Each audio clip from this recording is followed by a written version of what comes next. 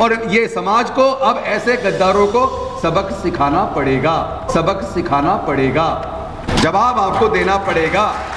अगर आप जवाब नहीं देंगे तो याद रखिएगा, जो जीत के तो जाएंगे आपके वोट से, लेकिन आप ही के खिलाफ संसद में प्रस्ताव पारित हो रहे होंगे। जब बजरंग दल विश्व हिंदू परिषद में जहां पूरा तलवारें लहराई जाती हैं, जहां पूरा तलवारें लहराई जाती हैं, वहां पे बड़ी मात्रा में संख्या अति पिछड़े अति दलितों की है। तो ये जो संगठन है बजरंग दल विश्व हिंदू परिषद आरएसएस, मैं आपसे पूछना चाहता हूं, क्या मुझे ये बताइए कि ये जो बजरंग दल विश्व हिंदू परिषद या आरएसएस के लोग धर्म के नाम पर, मंदिर मस्जिद के नाम पर, मस्जिदों के सामने जाकर, गिरजाघर के सामने जाकर उत्पात मचाते हैं, डीजे बजाकर वहां डांस करते हैं, उन संगठनों में बजरंग दल विश्व हिंदू परिषद में ओबीसी के लोग संख्या में ज्यादा होते हैं कि नहीं होते? होते हैं नहीं होते? होते हैं ना। और अति दलित अति पिछड़े वर्ग के बहुत बड़ी मात्रा में लोग बजरंग दल विश्व हिंदू परिषद और आरएसएस के जो आयोजन होते हैं उसके अंदर होते हैं। तो मैं आपसे पूछना चाहता हूं कि पिछड़े वर्गों की भी गिनती हो और महिलाओं को जो 33% सीटें लोकसभा के अंदर रिजर्व करने की बात चल रही है, उसके अंदर पिछड़े एससी एसटी के तो पहले से है कानून में प्रोविजन, लेकिन एससी एसटी के साथ साथ पिछड़े वर्ग की महिलाओं को भी हिस्सेदारी भागीदारी मिले। संसद में हमारे पार्टी के नेता राहुल गांधी जी के नेतृत्व में, खड़गे जी के नेतृत्व में हमारे सांसद तमाम इंडिया गठबंधन के भी वहाँ इकट्ठे होकर आवाज उठा रहे कि भैया इसको तब लागू करना, पहले जाति की गणना करवा दो और उसके बाद इसमें एससी एसटी के साथ साथ ओबीसी की महिलाओं को भी रिजर्वेशन दे दो।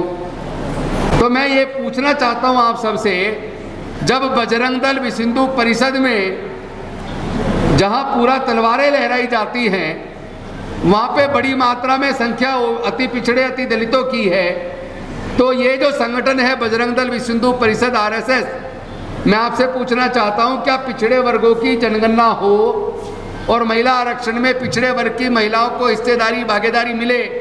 क्या इस बारे में इस देश के किसी भी कोने में, अनिल जी, इस देश के किसी भी कोने में क्या बजरंग दल आरएसएस विश्व हिंदू परिषद पिछड़े वर्ग की महिलाओं को महिला आरक्षण में हिस्सेदारी मिले, इस बात के लिए कहीं कोई आवाज उठा रही है क्या? अगर इस देश के पिछड़े वर्ग के लोगों के लिए, उनके हक और अधिकार के लिए, संसद में उनके रिप्रेजेंटेशन के लिए अगर आरएसएस, बजरंग दल विश्व हिंदू परिषद इनमें से कोई भी नहीं बोलता, तो फिर आप इन संगठनों में जाते क्यों हो? एक तो मुझे इसका जवाब चाहिए और दूसरा जवाब मुझे इस बात का चाहिए कि भारतीय जनता पार्टी के अंदर जितने उनके सांसद हैं, चाहे वो लोकसभा हो चाहे राज्यसभा हो, मेरे ख्याल से लोकसभा के अंदर भी कम से कम 150 के आसपास पिछड़े वर्गों के सांसद हैं।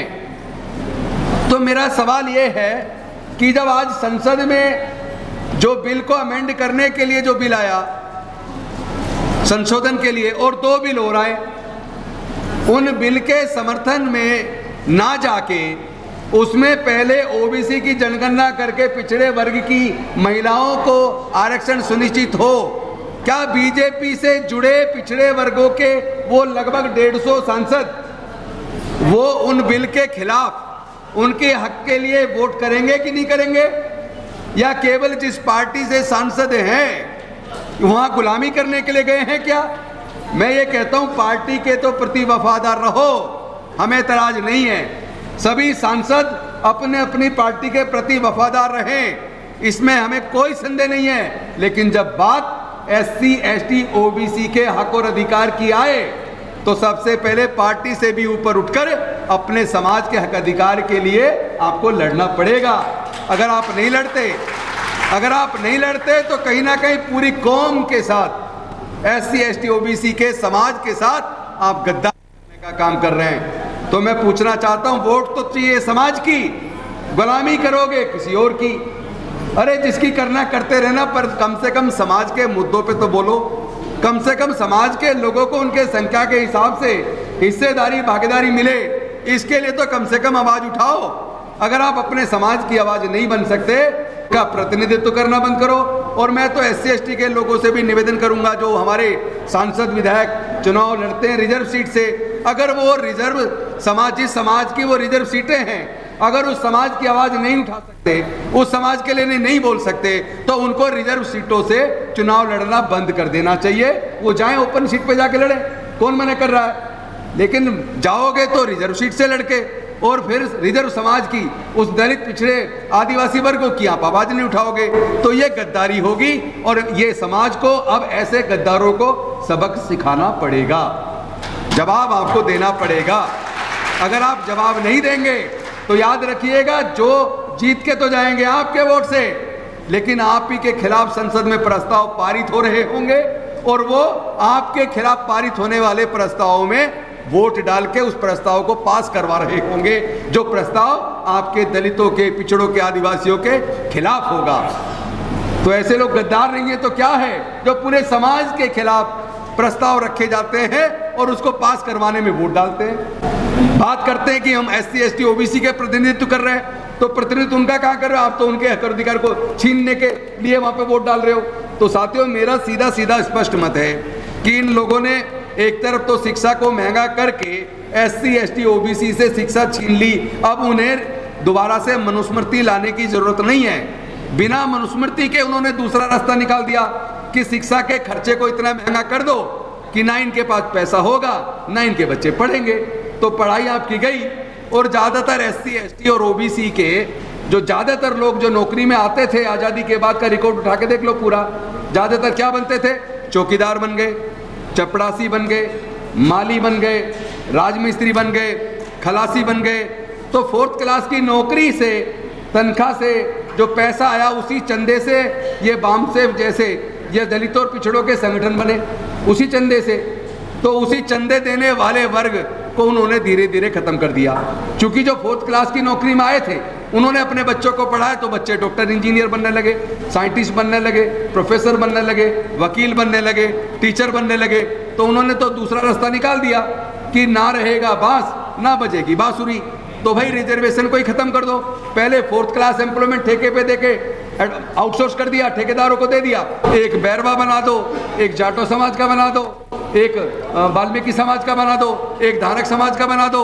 उसके बाद वो आपको वोट दिलवाने की गुलामी में लग जाएगा, उसी समाज की गर्दन काटी जाएगी, और काटने वालों के साथ उन्हीं का वो रिप्रेजेंटेटिव खड़ा होगा। तो ये पूरे देश के अंदर चल रहा है, और ये इसलिए चल रहा है, कहीं ना कहीं हम लोग गलती पर हैं। हम लोग सच्चा और अच्छा प्रतिनिधित्व नहीं चुनते, हम लोग मुद्दों के साथ नहीं जुड़ते, और हम लोगों ने क्या क्या जाति जाति के संगठन बना लिए, जाति जाति के गुट बना लिए। लेकिन देश के अंदर लड़ाई जाति की नहीं है, लड़ाई विचारधारा की है। विचारधारा एक तरफ मनुवादी विचारधारा है जो मनुस्मृति से संचालित होती है, उस विचारधारा में बंटवारा है, छूछ है, और उसी विचारधारा के अंदर 4 वर्ण है, उसी विचारधारा के अंदर शोषण है, उसी विचारधारा के अंदर उत्पीड़न है, उसी विचारधारा के अंदर बहुजनों की हकमारी है, उसी विचारधारा के अंदर हमारे लोगों के ऊपर आए दिन पेशाब किया जाता है, घोड़ी पर बारात निकालने पे हमले होते हैं, और मंदिर में मूर्ति छूने पे हत्या हो जाती है, मूंछ रखने पे हत्या हो जाती है, घड़ा छूने पे हत्या हो जाती है। तो एक तरफ वो विचारधारा है जो अन्याय पर आधारित है, जो जुल्म पे आधारित है, जो शोषण पे आधारित है, और दूसरी तरफ वो अम्बेडकरवादी विचारधारा है जिसके अंदर सामाजिक न्याय की बात हो रही है, जिसके अंदर करुणा की बात हो रही है, जिसके अंदर सबको साथ लेके चलने की बात हो रही है, जिसके अंदर जिसकी जितनी जनसंख्या उसका उतना हक, उसकी बात हो रही है। तो लड़ाई तो विचारधारा की है। तो आप अपनी अपनी जाति पकड़ के बैठे रहोगे तो विचारधारा, सामाजिक न्याय की विचारधारा हार जाएगी, और अन्याय की, विषमता की जो विचारधारा वो जीत जाएगी। तो मेरा आपसे निवेदन है कि आप लोग विचार से जुड़िए, और विचारधारा का रिश्ता, विचार का रिश्ता खून के रिश्ते से भी बड़ा होता है। आपका खून का सगा भाई वो आपके साथ गद्दारी कर सकता है। प्रॉपर्टी के ऊपर आपने भाई भाई को लड़ते देखा होगा, प्रॉपर्टी के ऊपर भाई की भाई के द्वारा हत्या की जाती देखी होगी, लेकिन जो विचार का रिश्ता होता है वो इतना मजबूत होता है कि समय आने पे सगा भाई गद्दारी करके धोखा दे देगा, लेकिन जो आपका विचारधारा वाला भाई है, जैसे अनिल जय हिंद जी का, मेरा, सूरज मंडल जी का, सुधांशु जी का, रतनलाल जी का, हमारा विचार का रिश्ता है। एक बार को मैं अपने सगे भाई के साथ खड़ा हूं या ना हूं, लेकिन अपने इन भाइयों को नहीं छोड़ सकता। सांसद बना दो, मंत्री बना दो, जो मर्जी बना दो, हर प्रकार की कुर्सी बाद में, हर प्रकार की कुर्सी कुर्बान कर सकते हैं, लेकिन अपने इस विचारधारा के रिश्ते को आंच नहीं आने देंगे। और यही रिश्ता है जो पूरे देश में आंदोलन कर रहा है, यही वो रिश्ता है जो पूरे देश में सामाजिक न्याय की अलग जगा रहा है। कितने लोग सांसद बने, मंत्री बने, सब बने, लेकिन जमीन पर आंदोलन करने का काम इस टीम ने किया है और आज भी यही टीम कर रही है। हम कुछ बने या ना बने, बेशक उनका नुकसान हो गया, उनकी प्रमोशन रुक गई, उनकी प्रमोशन रुकी, लेकिन उसके बाद भी बिना थके, बिना हारे, बिना डरे, बिना रुके, स्वाभिमान के साथ ये टीम लगी हुई है। आप इस टीम का साथ दीजिए, किसी सांसद, विधायक, मंत्री का साथ दो या मत दो, लेकिन ये जो क्रांतिकारी लोग इधर बैठे हैं ना यहाँ इस हॉल के अंदर, इनके साथ कंधे से कंधा लगाकर मजबूती के साथ खड़े रहो। आज नहीं तो कल आपकी मुक्ति होकर रहेगी और आपकी मुक्ति दिलाने का सेहरा इन चेहरों के सर पे बंधने वाला है। इन्हीं शब्दों के साथ मैं अपनी वाणी को विराम देता हूँ। बहुत बहुत धन्यवाद। जय भीम, जय भारत, जय संविधान, जोहार।